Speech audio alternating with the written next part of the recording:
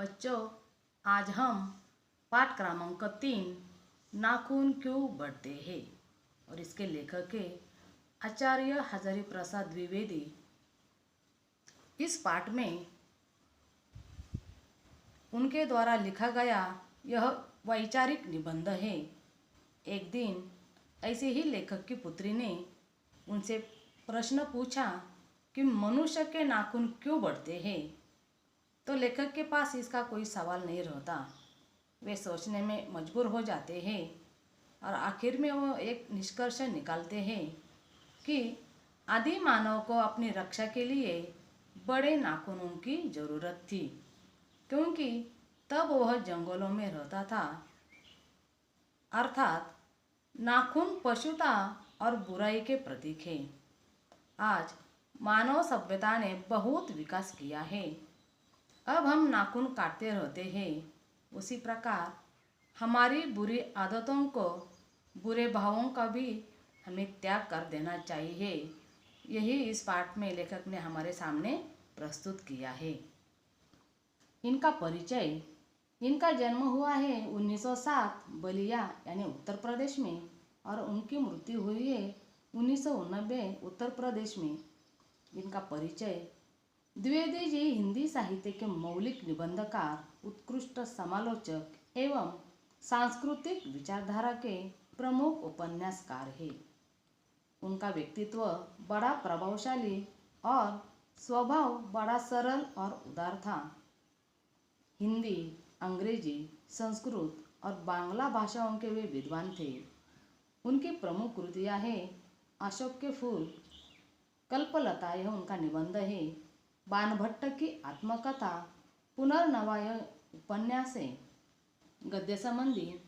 प्रस्तुत वैचारिक निबंध में आचार्य हजारी प्रसाद जी ने नाखून बढ़ने को पशुता का चिन्ह माना है।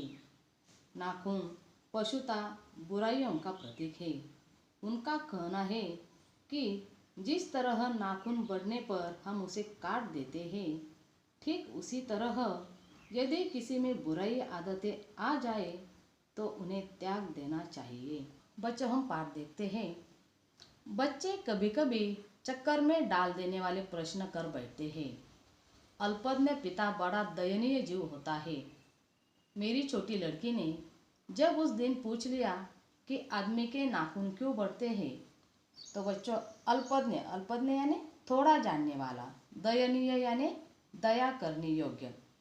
तो इस पाठ में लेखक की लड़की ने एक दिन उसे ऐसे ही प्रश्न पूछा कि आदमी के नाखून क्यों बढ़ते हैं, लेकिन लेखक उसका उत्तर नहीं दे सका और वो सोचता रहा कि हर तीसरे दिन नाखून तो बढ़ जाते हैं, उसे काट दीजिए। लेकिन यह ऐसा क्यों हो जाता है? ऐसे ही कुछ वर्षों की बात है जब मनुष्य जंगली था। जंगली यानी हिंसक, वन मानुष जैसा यानी यह बंदर की एक प्रजाति। यारो बच्चों, आपको तो पता ही है, वन मानुष यानी बंदर की एक प्रजाति मानी जाती है और इसलिए उसे नाखून की जरूरत थी, क्योंकि उनकी रक्षा के लिए उनके पास नाखून के अलावा कोई नहीं था। असल में वही उसके अस्त्र थे और उनकी रक्षा करने के लिए जो भी हथियार उनके पास थे वो सिर्फ नाखून ही थे। दांत भी थे, लेकिन नाखून के बाद उनका स्थान था। वन मानुष को अपनी रक्षा करने के लिए नाखून थे, दांत भी थे, लेकिन सबसे पहले महत्वपूर्ण उनकी रक्षा के लिए नाखून ही माना जाता था। लेकिन धीरे धीरे वह अपने इस अंग से बाहर आने लगा और अन्य वस्तुओं का सहारा लेने लगा। उसने हड्डियों के भी हथियार बनाए। मनुष्य धीरे धीरे आगे बढ़ा, उसने धातु के हथियार बनाए और जैसे नाखूनों की ज़रूरत थी, उसके बाद मनुष्य थोड़ा थोड़ा प्रगति की ओर बढ़ा और उसने अपनी रक्षा के लिए कुछ धातु के हथियार भी बनाए। कभी कभी हैरान होकर सोचता हूँ कि मनुष्य आज अपने बच्चों को नाखून न काटने पर डांटता है और कभी कभी ऐसे लेखक के मन में ख्याल आता है कि हम हमेशा हमारे बच्चों को नाखून न काटने पर डांटते हैं। लेकिन वो तो रोज बढ़ते ही जाते हैं। मुझे ऐसा लगता है कि मनुष्य अब नाखून को नहीं चाहता।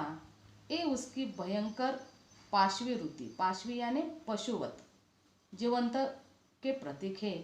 मनुष्य की पशुता, पशुता यानी जानवरपन को भी जितनी बार काट दो वही मरना नहीं चाहती है। और इस नाखून के माध्यम से कवि हमसे कहना चाहते हैं कि मनुष्य के पास जो पशुवत वृत्ति है वे उसके जीवंत प्रतीक है। और मनुष्य इस जानवरपन को कितनी भी काल काट दो लेकिन ये जानवर उनका मरता नहीं है। आगे कवि लेखक कहते हैं, अगर आदमी अपने शरीर की, मन की अनायास घटने वाली वृत्तियों के विषय के बारे में विचार करे तो उसे अपनी वास्तविक प्रवृत्ति पहचानने में बहुत सहायता मिलती है। और इसके साथ लेखक कहते हैं कि मनुष्य की जो नख बढ़ाने की जो प्रवृत्ति है वो सहजात प्रवृत्ति है, यानी अपने आप बढ़ जाते हैं। उसे उसके पशुत्व का प्रमाण है। पशुत्व यानी पशुता, और जो अपने आप वो नाखून हमारे बढ़ जाते हैं तो वह पशुता का प्रमाण है। उसे काटने की जो प्रवृत्ति है वह उसकी मनुष्यता की निशानी है। यार देखो बच्चों, जब भी हमारे नाखून बढ़ जाते हैं, बड़े बड़े हो जाते हैं, तो हमें बिल्कुल ठीक नहीं लगता है जब तक हम उसे काटते नहीं। और उसे तो हम काटते ही है, ये हमारी सहजात प्रवृत्ति है। इसलिए काटते हैं कि काटने से ही हमें अच्छा लगता है।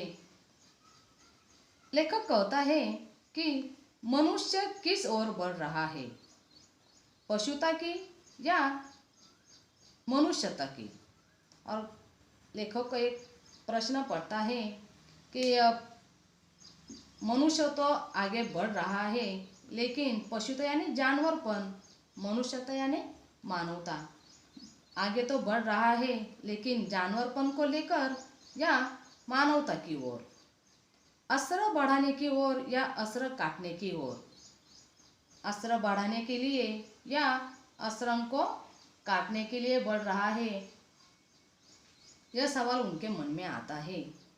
मेरी निर्बोध बालिका ने मानव मनुष्य जाति से ही प्रश्न किया है। निर्बोध यानी अज्ञान, और उनकी जो लड़की है, बालिका है छोटी, उन्होंने ऐसे ही मनुष्य जाति से ही प्रश्न किया है कि हमारे नाखून क्यों बढ़ते हैं। यह हमारी पशुता के अवशेष है। और वे भी पूछते हैं कि ये अस्त्र शस्त्र क्यों बढ़ रहे हैं, यह हमारी पशुता की निशानी है। स्वराज्य के बाद हमारे नेता और विचारशील नागरिक सोचने लगते हैं कि इस देश को सच्चे अर्थ में सुखी कैसे बनाया जाए।